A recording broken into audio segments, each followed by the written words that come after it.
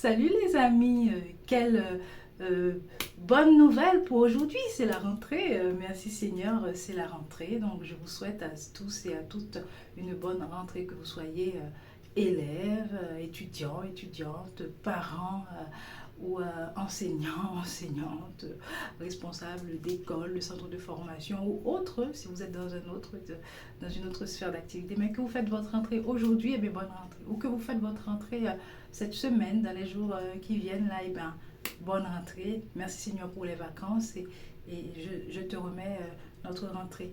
Deux petits conseils du livre des Proverbes qu'on trouve au chapitre 25, versets 23 et 24. Premièrement, pour la rentrée, il faut éviter le mensonge qui provoque la colère des autres. Éviter le mensonge. Deuxième conseil, il faut fuir les disputes. Fuir les disputes dans la famille, dans l'environnement proche, au travail, dans le quartier, le voisinage. En fait, dès qu'on vit avec les gens au quotidien, il faut éviter les disputes, les querelles avec ces personnes-là, puisqu'il vaut mieux vivre dehors, par exemple, que de vivre au même endroit, dans la même maison, ou, voilà, dans le milieu, dans un milieu restreint avec une personne querelleuse. C'est ce qu'on trouve dans le verset 24. Eh bien, ces deux conseils, franchement, c'est de très bons conseils qui nous appellent pour cette rentrée à rester dans la vérité, dans la paix et pourquoi pas la joie, l'amour, le pardon, tout ça. Et il y a quand même une petite bonne nouvelle au verset 25 qui nous dit que finalement une bonne nouvelle qui vient de loin, c'est comme de l'eau fraîche pour une personne qui meurt de soif. Eh bien, nous avons besoin de bonnes nouvelles pour cette rentrée. Et moi, la bonne nouvelle sur laquelle je me fonde aujourd'hui, c'est que Dieu est avec moi. Dieu est avec toi. Dieu est avec nous. Et c'est sur cette bonne nouvelle-là que j'ai envie, moi, de fonder ma rentrée. Dieu est avec moi. Amen. Et ça me rappelle David, l'histoire de David, comment Dieu a combattu pour lui. Dieu a combattu pour David, ce qui a toujours permis à David de gagner. Il a combattu auprès de David, aux côtés de David. Il a rendu fort la main, le bras de David.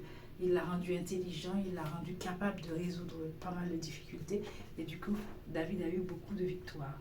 Mais parfois, Dieu a combattu aussi à la place de David.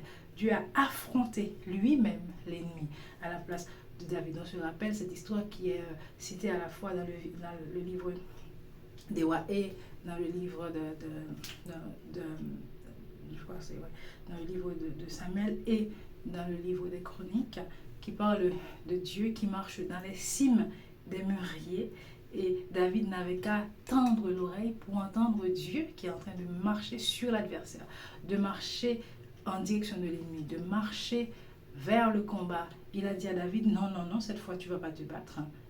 Tu ne vas pas gagner parce que tu ne vas pas te battre. Et tu ne vas pas te battre ne voulait pas dire que tu vas perdre. Ça voulait dire que c'est Dieu lui-même qui allait se battre à la place de David. C'est lui-même qui allait affronter l'adversaire. Seigneur, merci. Merci. Et quelle vérité, franchement, quelle certitude, quelle force de savoir que nous avons un Dieu qui non seulement peut combattre avec nous, mais aussi qui peut combattre à notre place pour nous faire gagner les combats. Donc, comme je l'ai appris à mes élèves à l'école du dimanche, je parle de l'église, l'école que je fais à l'église, je leur ai appris donc cette histoire de David et de Dieu qui marche dans les cimes des mûriers. Et je leur ai donné des petits gestes avec les 5 doigts de la main pour nous rappeler que Dieu est avec nous. Premièrement, le pouce, Dieu est puissant. C'est ça, Dieu est puissant. Et Dieu est élevé. Comme le majeur là, Dieu est élevé. Et troisièmement, Dieu est pour moi, pas contre moi. Okay? Et Dieu, il marche. Vous voyez le petit doigt qui marche. Dieu, il marche et Dieu, il m'aime. Le doigt du cœur. Dieu, il nous aime. Dieu est puissant. Il est élevé.